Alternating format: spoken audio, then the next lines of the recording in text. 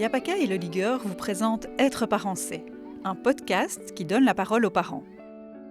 Des femmes et des hommes y témoignent de leur quotidien avec leurs enfants, leurs difficultés, leurs questionnements, leurs astuces et autres bouts de ficelle. Chaque quinzaine, retrouvez un nouvel épisode Être parent c'est sur toutes les plateformes de podcast. Bonne écoute! Je m'appelle Mehdi, j'ai 3 enfants, 2 garçons et une fille. Et les garçons ont 15 et 11 ans et la petite va avoir 8 ans. Donc pour le moment, j'ai mes enfants à plein temps, suite au décès de ma femme en 2023. Et au début, c'était très compliqué, très compliqué. Mais ensuite, ce qui m'a sauvé, c'est vraiment les petites tâches du quotidien. Au moment du décès de ma femme, la première année, on va dire que j'ai quasiment été dans un blackout parce que c'était vraiment la gestion du quotidien et j'ai pas tellement suivi ni les enfants pour leur scolarité, donc j'étais pas très présent pour tout ce qui était devoirs et autres. Et pour ce qui était extrascolaire, là je les avais inscrits à rien parce que j'avais pas la tête à ça et j'arrivais à peine à m'en sortir. Donc maintenant, cette année, ils ont tous des activités extrascolaires et là je les suis correctement. Émotionnellement, la première année, ça a été très compliqué, mais je ne pouvais pas flancher devant eux.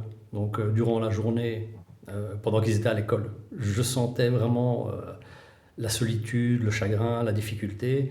Mais une fois qu'ils étaient là le soir, je devais changer de visage pour arriver à m'occuper d'eux. Et on va dire que s'ils n'étaient pas là, je ne sais pas comment je me serais sorti de ce sentiment de mal-être. Enfin, c'est grâce à eux que je veux mieux. Parce que comme je m'occupe d'eux et que eux aussi ils n'ont pas ce côté tristesse, ils l'ont pas trop montré, donc moi aussi ça m'a aidé à tenir. Le recul vient petit à petit. On ne sent pas vraiment un changement d'un jour à l'autre, ça va mieux progressivement. Voilà, moi ce qui m'a vraiment aidé à sortir de là, c'est les petites tâches, donc les amener à l'école, faire leur cartable, faire à manger. La vaisselle, etc. Donc c'est tous des petits trucs qui ont aidé à tenir durant la journée.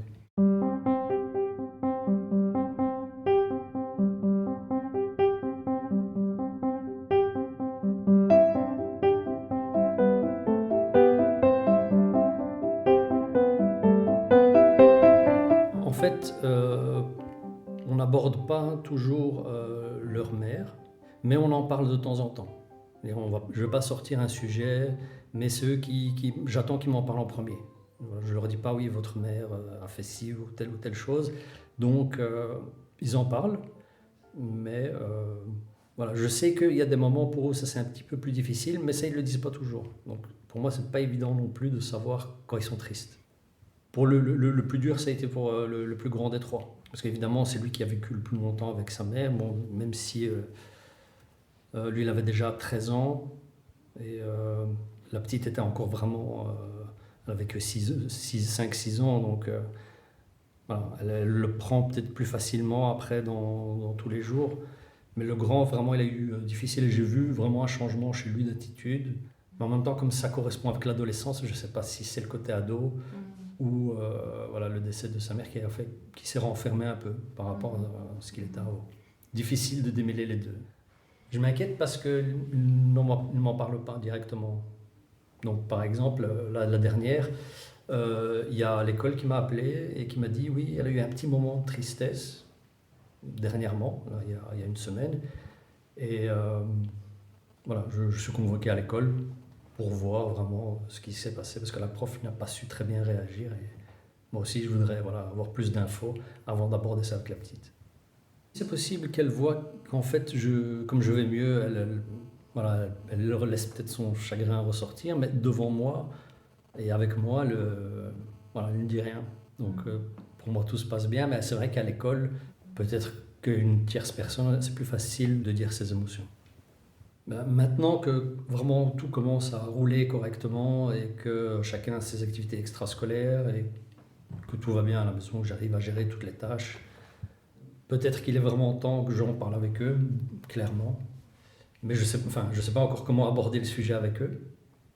J'ai en fait plus peur, moi, de m'effondrer en abordant le sujet que eux, de sentir... Enfin, eux, je sais que peut-être ils vont être un peu tristes, mais moi, je sais que ça risque de me remettre 6 pieds sous terre, quoi, au niveau des émotions. Donc, c'est pour ça, allez, ça fait 2 ans maintenant. Maintenant, je me sens un peu plus capable d'aborder le sujet sans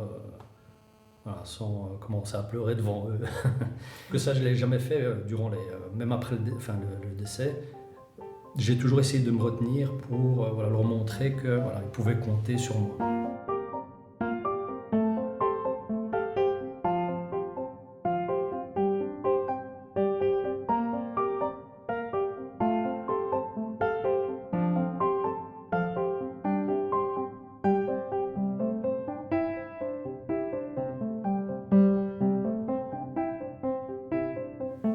Ce qui m'a aidé vraiment à aller mieux, c'est surtout non seulement les petites tâches quotidiennes, mais aussi le fait que je n'ai pas repris le travail. Donc comme j'étais en incapacité de travail, ça m'a laissé le temps. Et ça fait un gros stress en moi. Parce que j'ai essayé de reprendre cette année et j'ai repris que durant 2 mois. Donc c'était pas possible, même si c'était qu'un mi-temps médical, c'était impossible pour moi de retourner au travail, parce que ça faisait une charge trop lourde. Après le décès de ma femme, en fait, ce qui m'a fait tenir, c'est aussi ma mère qui était fort présente. Donc elle était là assez souvent chez moi pour m'aider. Sinon, je crois que je ne m'en serais pas sorti directement, quoi. Enfin, au début, faire une tâche par jour, déjà, ça me paraissait une montagne, alors que c'est... Une machine à laver, ça prend 10 minutes, quoi. Mettre la machine en route, c'est simple, mais n'importe quoi me paraissait une montagne. Heureusement qu'elle était là au début. Oui, l'école, ils ont fait attention, surtout qu'ils l'aimaient bien et ils la connaissaient parce que chaque année, elle ramenait des chocolats en fin d'année, des fleurs, ce genre de choses. Et ils ont tous été étonnés, mais ils ont tous fait attention avec les petits d'essayer pas trop, d'essayer de les encadrer du mieux possible. Donc maintenant, oui, je me sens un peu mieux pour faire autre chose. Maintenant, je dois voir encore... je sais que j'ai ça en tête, je dois reprendre le travail un jour ou l'autre. Il le faut, parce que les factures sont ce qu'elles sont. Pour l'instant, ça va. Mais à un moment, je sais que il y aura une deadline et je devrais reprendre le boulot. Et ça m'inquiète pas mal.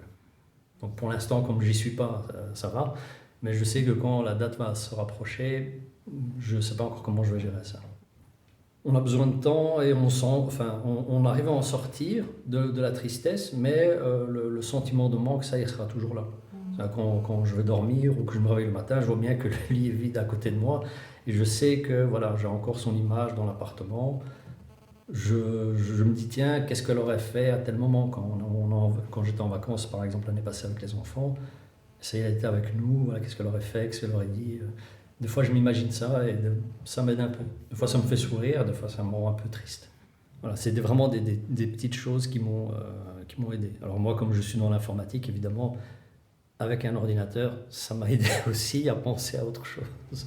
Mais chacun ses hobbies, chacun trouvera ses petits trucs pour aller mieux. Si vous aussi vous souhaitez partager vos histoires de parents, contactez-nous par email à yapaka@yapaka.be. Retrouvez l'ensemble de la campagne Être parent c'est et commandez le livre sur yapaka.be. Une initiative de la Fédération Wallonie-Bruxelles. Le podcast est soutenu par Le Ligueur et le montage est réalisé par Marguerite Le Bourgeois.